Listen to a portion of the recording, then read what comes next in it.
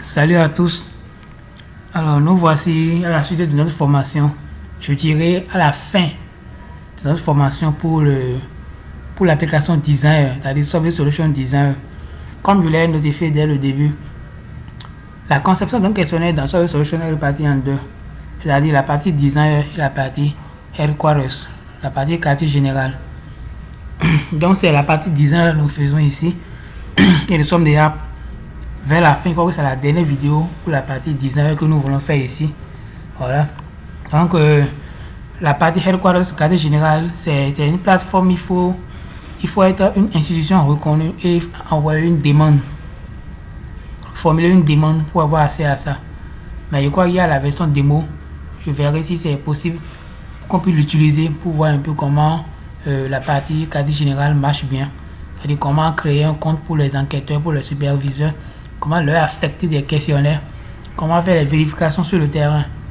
Voilà un peu. Donc c'est ça, nous allons voir si c'est possible de le faire pour la vidéo suivante.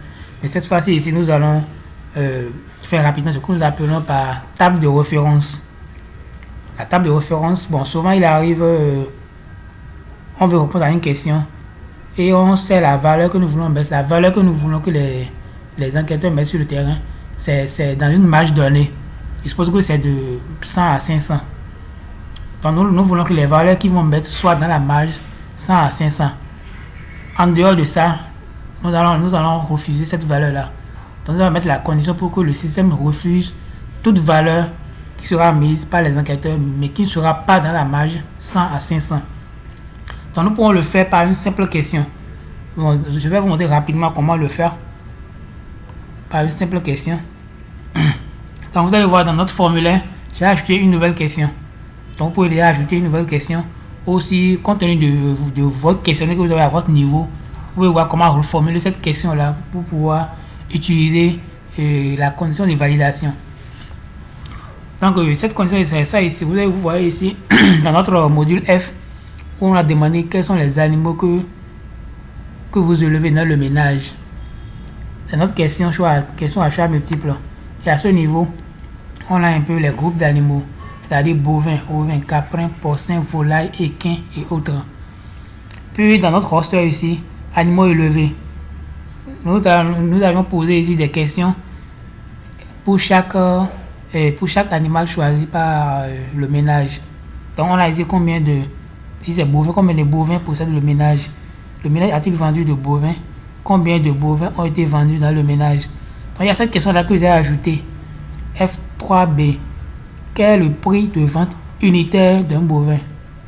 Donc ça va être ovin, caprin, porcin. Maintenant, à ce niveau, je suppose que, par exemple, je suppose que c'était pour une seule question, une question spécifique, une question qui n'a pas trait avec les animaux. Et que je suppose que c'est une question, bon, vous voulez par exemple savoir quel est le prix d'achat d'un médicament, par exemple, ou bien en tout cas de quelque chose. Et vous savez que dans la zone, le prix varie dans un intervalle donné, c'est-à-dire de 100 à 500 comme je l'avais dit. C'est ça. C'est que la valeur ne peut pas être en dehors de ça. Ça ne peut pas être moins que la valeur inférieure et ça ne peut pas être plus que la valeur et la bonne supérieure. Donc pour ce faire, vous venez au niveau de la question, quel est le prix de vente? Voilà. Dans votre ici, dans la condition de validation. Ici, condition d'activation, nous avons mis 1 par rapport à la question F3. Où on demande le ménage a-t-il vendu? Si c'est oui, alors la question prix unitaire va s'ouvrir. Donc, dans la condition de validation, vous venez là et vous mettez self. C'est pas nouveau pour vous, comme je l'avais dit. Comme je l'avais dit, c'est pas nouveau pour vous. Donc, vous voyez dans self, point, in range. In range, ça va être dans la marge, in range, dans l'intervalle. Self.inRange, entre parenthèses, 50, 100. Donc je vais mettre 100, 500, comme ça on l'avait dit. 100, 500. Voilà. Donc inRange, 100 et 100, 500. Maintenant, donc on l'a mis ici quoi, comme message d'erreur. La valeur inscrite est hors de la marge. Donc nous allons valider et voir un peu et compiler, voir s'il n'y a pas d'erreur. Il n'y en a pas, nous allons tester. C'est la question F3B. F3B. Alors on attend un peu.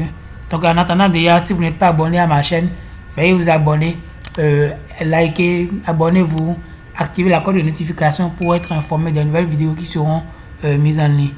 Donc nous venons dans F4, module F, voilà. Donc on prend l'un des animaux, hein, bovin. On vient dans animaux élevés, dans le roster. Combien, bon, on laisse, le ménage a-t-il vendu? On met oui, pour activer la question prix unitaire. Oui. On demande ici, quel est le prix de vente unitaire d'un bovin? Bon, on a mis ici, il s'agit d'un prix moyen. Parce qu'il peut y avoir de petits bovins, de grands bovins, donc on demande ici le prix moyen. On a mis 100 à 500. Je mets par exemple 50 et je valide. Ça nous met la valeur inscrite est hors de la marge. Maintenant, si je mets 100, c'est bon, ça a pris. Si je mets 600, ça dépasse déjà, ça refuse. La valeur inscrite est hors de la marge. Maintenant, ça là, c'est pour... je suppose par exemple que ça c'est pour un seul produit ou bien un seul animal. Supposez que vous savez que le prix de bovin, par exemple, si on prend le bovin et volaille, les volailles, on peut trouver des volailles, bon, compte tenu de votre région. Chez nous ici, volaille, on peut trouver ça à 3000, 4000. Tandis que bovin, jamais. On peut trouver, quel que soit l'âge du bovin, on ne peut pas trouver un bovin à 3000. Donc vous êtes d'accord qu'ici, on ne peut pas mettre la seule condition là pour tous les animaux. Dans ce cas, nous allons concevoir un fichier Excel où nous allons mettre pour chaque animal et le prix minimal de chaque animal et le prix maximal de chaque animal et importer maintenant ce fichier dans notre plateforme.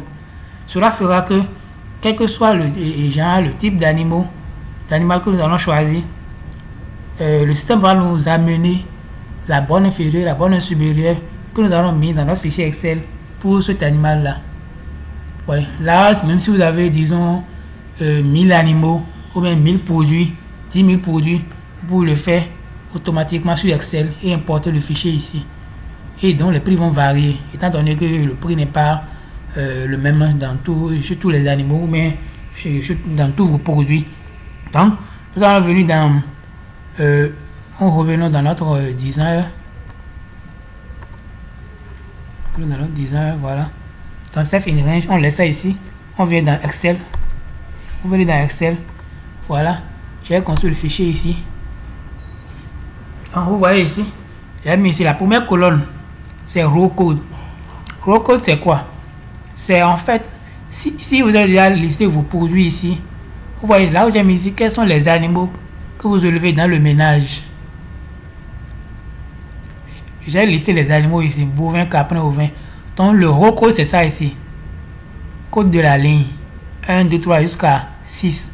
Bon, le 7 n'est pas dedans forcément, mais jusqu'à 6. Vous voyez. Donc c'est ce code-là. Vous allez mettre ici en fonction des animaux qui sont ici. Le 1 va correspondre à bovin. Le 2 va correspondre à ovin. Le 3 à caprin, ainsi de suite. Donc c'est ça que j'ai mis ici. Le 1 là, c'est ça qui est ici, bovin. Le 2 là, c'est ça qui est ovin. La dernière colonne, c'est animal. Bon, j'ai juste mis ça pour vous montrer que le 1 va correspondre à bovin. Sinon, la colonne D, nous n'allons pas l'importer. Nous n'allons pas l'importer sur la plateforme. Nous allons enlever ça. Donc, et le 6, c'est équin. Maintenant, la deuxième colonne, la troisième colonne, la deuxième colonne d'abord, c'est le prix unitaire. Il y a le prix minimum. Je suppose que les bovins, c'est une supposition que le prix minimum dans notre zone, c'est peut-être à 50 000. Et le prix maximum, c'est à 500 000. Pour les ovins, je suppose que c'est à 20 000 minimum et maximum, c'est à 300 000. Pour les caprins, 5 000 et 50 000 maximum. Pour les porcins, 5 000 minimum, 50 000 maximum. Et pour les volailles, 1500 minimum et 30 000 maximum. Équin également, il y a équin, c'est 50 000 minimum et 250 000 maximum. Et à la septième ligne maintenant, nous allons mettre quelque chose. Nous allons mettre, pas pour autre, mais nous allons mettre 0 ici. De préférence, ne mettez pas les séparateurs de milliers. Nous allons mettre ça sur format standard. Oui, il ne doit pas avoir les séparateurs de milliers, sinon le système va refuser de prendre votre table de référence. Donc vous sélectionnez ça, vous allez dans accueil, ici dans personnaliser ici. Nous allons choisir standard. Voilà, standard, c'est bon. Il y a mis un peu le séparateur ici. Et vous voyez le 0 est revenu. Donc vous mettez pour la 7e ligne, vous mettez 0 là. Vous mettez ici, bon, un nombre maximal. J'ai mis par exemple ici, voilà, voilà. J'ai mis 9 999 999. Et 0 ici, voilà. Minimum 0 et maximum cette valeur. Mais on ne met rien ici. On ne met rien là, comme nom d'un animal. Donc voilà, si vous faites vos fichiers comme ça, donc vous allez sélectionner les 3 premières colonnes. Voilà. Nous allons copier ça. Ouvrir une nouvelle feuille. Et nous allons coller ça là. C'est bon. Nous allons faire sauvegarder, enregistrer. Enregistrer sous. Vous choisissez un dossier. Bon, on va nommer ça table référence. Table de référence. Vous enregistrez le fichier sous format séparateur tabulation. Texte séparateur tabulation. Voilà. Vous enregistrez. Vous risquez, oui, mais voulez-vous continuer à utiliser ce format? Oui. Voilà, c'est bon. Notre fichier a été enregistré. Maintenant, on vient dans notre plateforme. La question concernée, c'est la question quel est le prix de vente unitaire. Voilà. Bon, déjà, vous pouvez déjà venir ici. Vous rappelez tout au début, quand je faisais la présentation des fonctionnalités de Solvay Solution ou bien de l'interface, j'avais parlé de ce cas-là. Table de référence, c'est-à-dire la colonne qui est du côté gauche, premièrement là. Ici on a parlé de pièces jointes. Quoi bien pour mettre les images dans votre questionnaire. Ici maintenant c'est pour la table de référence dont il est question dans cette vidéo. Vous venez là. Voilà, il y a une table de référence qui est déjà là. Nous allons supprimer ça. Oui, supprimer. Maintenant, donc si vous venez, vous allez voir là comme ça. Ici c'est mis 0 table de référence. Utilisez cet onglet pour définir les tables de référence. Bon, vous pouvez en ajouter plusieurs. Hein. Donc vous venez ici, ajouter une nouvelle table de référence. Vous venez là. Voilà, le nom de la table de référence. Vous écrivez ça tel que enregistré là-bas. Donc table de ref. Maintenant, nous allons importer le fichier Excel ici, le fichier TXT. Voilà, choisir le fichier. Voilà, notre fichier est là. Table de référence. Nous allons ouvrir. Une fois le fichier ouvert, nous allons sauvegarder. Voilà. Donc si en temps, vous avez mis, il y a des erreurs dedans, ou vous avez mis des séparateurs dedans, vous allez voir un message d'erreur va s'afficher ici. Dans l'angle supérieur 3 de votre écran. Pour montrer que la table de référence contient une erreur. Donc il faut aller corriger ça.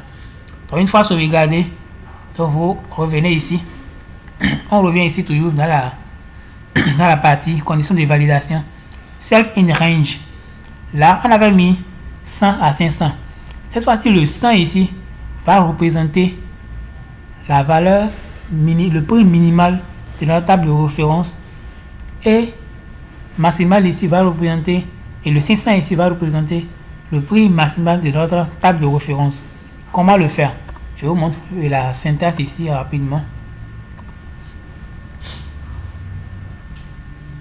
Donc, comme je l'ai dit ici, vous voyez ici, on dit table de référence. La table de référence est une table comportant des valeurs minimales et maximales, et minimum, maximum, pour des produits objets donnés. Elles sont conçues tout d'abord dans un fichier Excel avant d'être importées dans Solvay Solution pour la question concernée. La syntaxe qui sera inscrite sans condition de validation pour la question est concernée, qui soit inscrite dans la condition de validation, c'est done.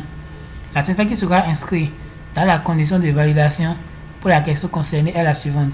Self in range, comme on l'avait dit, table référence, pour dire la ligne de colonne prix unitaire, table de référence, la ligne de colonne prix maximal, avec self in range, le code, table ref, le nom de la table au format Excel, texte séparateur tabulateur, séparateur tabulation, pardon. Maintenant, aller sur Solvay Solution et importer la table. Alors, donc, nous allons écrire notre code, nous pouvons copier notre code qui est là. On va dans Solvay Solution. Bon, c'est la même chose, on peut enlever ici et coller ça là. Fermer la parenthèse à la fin. Donc vous voyez ici, on avait mis self point in range. Donc tout ceci représente notre 100, le 100 qu'on avait mis comme valeur minimale. Donc table ref. Ici notre table, c'est table, le nom de notre table, c'est table by the way ref. Voilà le nom de notre table. Maintenant vous mettez accolade @rowcode pour montrer que le ligne qui sera sélectionné, si c'est bovin, si c'est caprin, si c'est ovin. Maintenant point prix unitaire. Le rowcode, si c'est bovin, ça a pris. Bovin, c'est le rowcode ici, c'est 1. Pour rappeler ici, rowcode de bovin ici, c'est 1.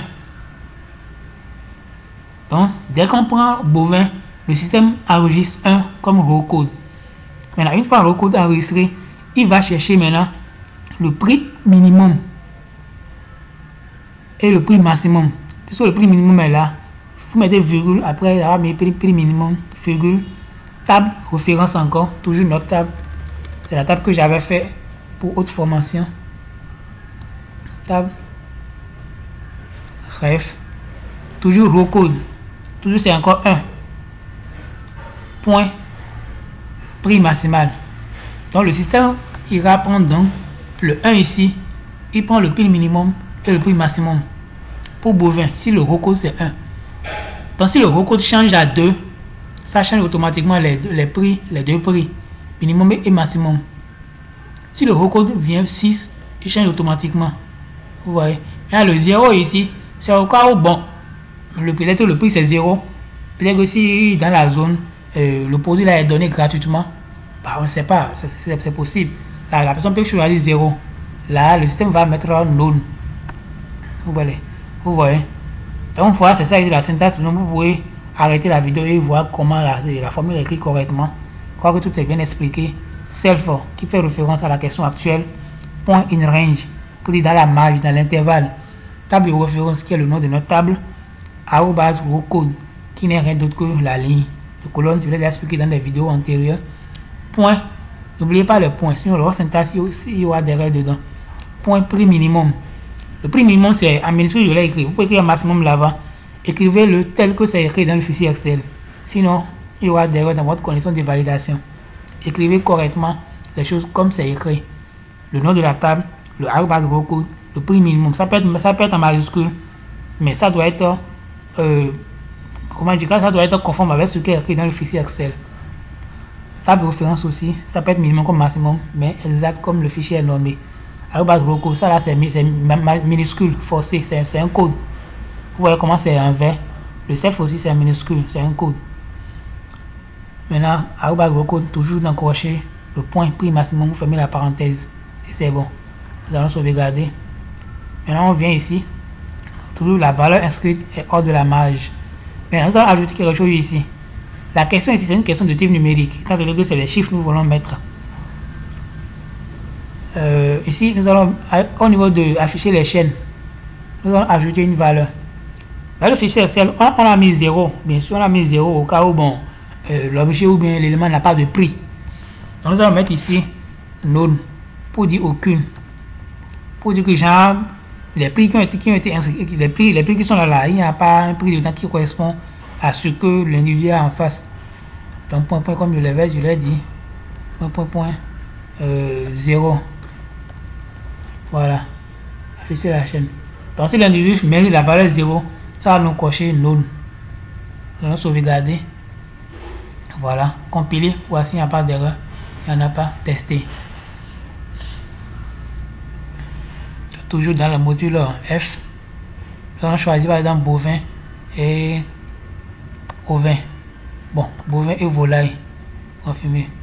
Bovin et volaille. On va dans bovin. Oui, l'individu a vendu pour activer la question. Quel est le prix de vente unitaire? Vous voyez, il y a une non qui est là. Donc, si l'individu met 0 par exemple, il valide. Automatiquement, le non est coché. Ouais, le non est coché. Je crois que... Ouais, c'est bon. Le non est coché. Mais ça, c'est quand même que la valeur n'est pas inscrite. Mais c'est quand même non. Là, ça prend. Maintenant, si je suppose que l'individu a mis une valeur, je mets par exemple, Je crois pour les bovins, on a mis combien pour la valeur maximale? On a mis 50 000 à 500 000. Donc je mets 40 000 et valide. Ça ne prend pas. Alors là, je mets 200 000 qui est dans la marge. Je valide. Ça a pris. Maintenant, si je sors de là, je viens à volaille. Volaille, on sait que volaille, on a dit de combien à combien pour volaille. Volaille, on a dit de 1500 à 30 000. Donc, volaille, je mets par exemple 200 000 pour volaille. Non, c'est pas là. Oui, on a vendu. Je mets 200 000. Je valide. Là, ça refuse. La valeur inscrite est hors de la marge. Je mets 5 000 qui est bien dans la marge. Je valide. Et ça prend. Et voilà. Donc, c'est la fin, ça. C'est la fin de pour la table de référence. Donc, vous voyez, il y a un séparateur ici pour les valeurs inscrites. Je mets par exemple, bon, pour les séparateurs ici, c'est ici, vous le cochez. Nombre entier. Utilisez le séparateur millier. Donc, pour mettre ça, il n'y a pas de problème. Voilà, donc c'est la fin de la table de référence. Donc, je crois que c'est la fin de la partie design. Donc, nous avons fini avec la conception d'un questionnaire dans Solvay Solution. Je crois que vous serez maintenant apte à digitaliser n'importe quel formulaire. Je dis bien n'importe quel formulaire et sur Solvay Solution, quelles que soient les logiques, les conditions de validation. Je crois que j'ai tout parcouru. S'il y a des questions, il y a des types de conditions que je n'ai pas abordées, que j'ai oublié d'aborder, vous pouvez les mettre en commentaire. Là, je vais voir si vraiment je l'ai omis ou bien si c'est que vous avez sauté la vidéo. Si je l'ai vraiment omis, là, je vais faire une nouvelle vidéo sur ça. Alors, avant de partir, je vais vous montrer une dernière chose rapidement qui est aussi très importante. Dernière chose rapidement, notre dernier module. Vous voyez ici, ça c'est la fin de notre questionnaire, complètement la fin de notre questionnaire. Vous êtes à la fin, la toute dernière question. C'est que si l'on remplit le questionnaire, la dernière question avant de soumettre le formulaire, si j'ai mis ici, ça c'est pas dans un roster, c'est en dehors du roster, c'est la dernière question. Le superviseur a-t-il vérifié ce questionnaire? Ça c'est une question qui est adressée au superviseur, au chef d'équipe. C'est-à-dire l'agent enquêteur ne verra pas cette question-là. Même s'il voit, ne pourra pas répondre à cette question. Dès que l'agent enquêteur finit son questionnaire et envoie au superviseur, la question va s'activer automatiquement sur le superviseur. Donc, une fois que lui finit de vérifier le questionnaire, c'est là qu'il va valider. Le superviseur a-t-il vérifié ce questionnaire? Si oui, il a vérifié, il va dire oui qu'il a vérifié. Et il pourra envoyer. Si non, il n'a pas vérifié, il dira non qu'il n'a pas vérifié. Vous voyez. Donc, comment mettre une question pour l'enquêteur ou bien pour le superviseur? Vous venez complètement en bas ici. Vous allez voir. Ici, c'est écrit ici, champ de la question. Si on vient cliquer ici, on voit enquêteur, chef d'équipe caché. Donc ça peut être aussi une question cachée, hein, que ni l'enquêteur, ni le chef d'équipe, aucun de ne pourra répondre à ça. Donc, si c'est pour l'enquêteur, l'enquêteur pourra répondre à ça. Toutes les questions qui sont en haut, c'était des questions pour l'enquêteur. Donc vous allez voir par exemple ici, si je viens ici, vous voyez, enquêteur. Toutes les questions étaient pour l'enquêteur. Par défaut, c'est sur l'enquêteur. Par défaut, c'est sur l'enquêteur. Donc c'est à vous de modifier. Par exemple, ici maintenant, nous voulons mettre ça pour chef d'équipe. Vous allez venir ici, chef d'équipe.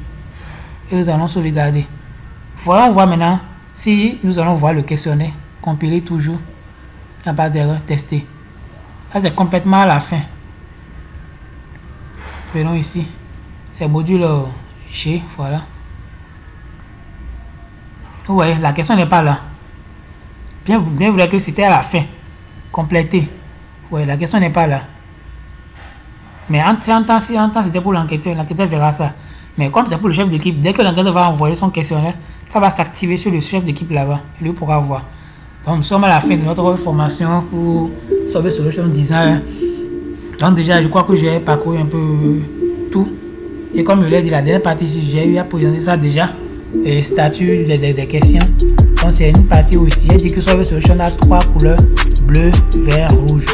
Bleu, ça vous dit que là, il y a au moins une question qui n'a pas été répondue. Vous voyez, ces modules-là.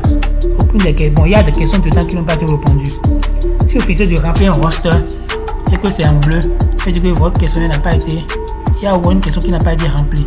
Si c'est en vert, comme le G ici, ça veut dire que le roster a été entièrement renseigné. Si c'est en rouge, ça veut dire qu'il y a une question dedans qui a été remplie avec erreur.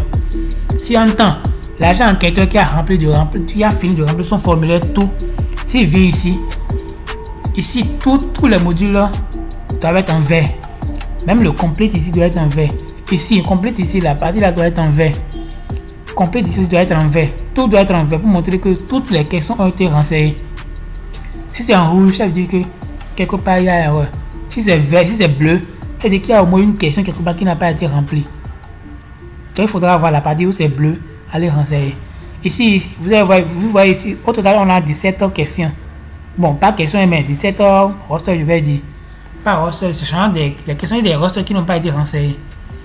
Donc si vous finissez de remplir votre questionnaire, ici c'est le récapitulatif ici. On dit vous êtes sur le point d'achever cet entretien. Statut des questions. Donc non renseigné. Ça veut dire qu'il n'y a pas de questions qui n'ont pas été renseignées. Aucune question n'a été renseignée. 17 réponses. 17 sans réponse. Il y a 17 formulaires ici, questions ici qui n'ont pas été remplies et il n'y a pas d'erreur. Donc si en temps votre questionnaire contient, disons même 500 questions, si l'enquêteur a tout renseigné, ici, avec la non renseigné, vous verrez 500 renseignés. Et ici, 0 sans réponse. C'est-à-dire que tout a été renseigné. Et ici, 0 erreur, s'il n'y a pas d'erreur. Maintenant, si l'enquêteur avait quelque chose à notifier au superviseur, peut-être qu'il y a quelques trucs là qu'il a renseigné sur le formulaire et qui voudrait attirer l'attention de son superviseur. Là, il peut saisir un message ici, voilà. Il met quelque chose ici, il clique ici. Voilà, et il saisit un message là, n'importe quel message. Et ça n'a pas de limite. Il saisit comme il veut. Il saisit un texte, voilà, pour que le superviseur puisse comprendre quelque chose qui est dans le formulaire. Il n'y a pas ça. Faire complete et c'est fini. Il envoie son formulaire. Donc nous voici à la fin de notre digitalisation d'un formulaire d'enquête via Survey Solution. Donc très bientôt nous allons commencer avec s'il y a possibilité qu'on utilise la version démo pour le cadre général Headquarters. Nous allons continuer avec ça pour voir comment créer les comptes pour les agents enquêteurs. Alors n'oubliez surtout pas de vous abonner et de partager avec votre entourage. Survey Solution est une plateforme qui est en train de prendre de l'ampleur, qui va remplacer systématiquement CoboCollect qui a des limites. Survey Solution n'a pas de limite. Ça peut faire un recensement de grande envergure, recensement et aussi de tout type de questions. Voilà. Donc n'oubliez pas de partager avec votre entourage pour qu'il puisse en bénéficier également. Allez, ciao.